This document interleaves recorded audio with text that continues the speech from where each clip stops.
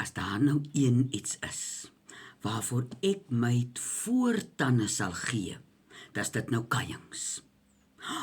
Julle, ek het op Teefontein, ek het geweet van kuijings, maar hier het ek nou wettiglik kuijings begin eet, en kuijings begin geniet. En dat ons nou altyd gesorg, hier's nou so 'n plek in die dorp waar ons nou ons vetsterte bestel. Jy kan nou of 'n persie se vetstert kry, so groot stert. En hy wie julle van daai stert as hy hier aankom, dan is hy so groot soos 'n skinkbord. Nou dis nou uit jou vetstert uit kry jy nou jou sagte vet en jou kuijings. Nou lekker, kom ons nou hier met my sakke groot sterte aan. En dan sit ek hulle bietjie in die yskas, laat hulle net 'n bietjie stywer word, en dan raak ek aan die sny.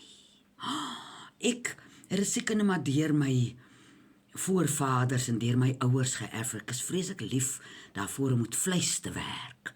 Dan sny ek nou hierdie vetstert in fyn stukkies, want dit gaan nou die kuijings word, en dan sit ek hulle in 'n groot yster pot. En jy sit hom so stadig weg op, en hy kook, en hy kook, en hy kook, en elke nou en dan loer jy en jy ruik, en as hy nou begin reg raak, dan begin jy nou sonde doen, want elke keer wat jy kyk, sit jy 'n lepeltjie in en jy proe.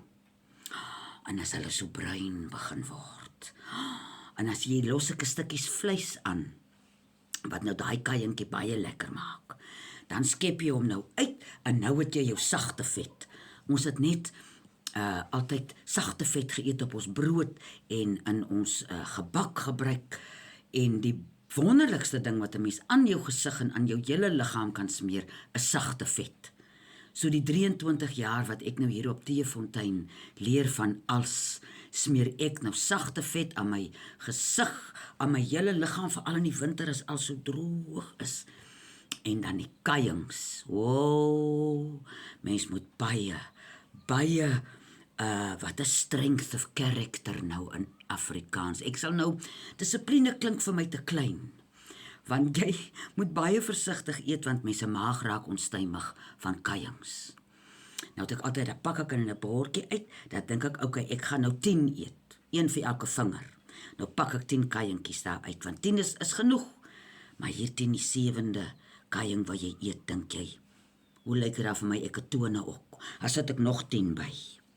Nou dit is nie so erg om nou daai 20 te eet nie, maar die groot ding kom nou in by vanaand, as jou maag nou begin kwaad raak vir al die vetterigheid wat hy aangekry het.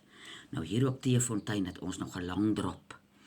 Nou jy moet baie duidelik jou tekens lees, en reg vroeg genoeg jou skoene reg sit en jou koplig opsit, dat jy daar kan kom, want op pad Langdrap toe, as die ding indruklik is, daar is daar nie tyd verspeel nie, en jy hoop maar langs die pad, jy gaan nie skrik nie, want mens moet nooit op pad na 'n Langdrap toe skrik nie.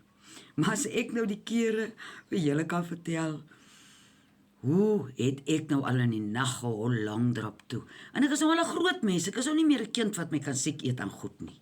Maar in my 60's nou nog, as ek kuijings maak. Ek wil juist volgende week weer vir my 'n paar sterte gaan haal.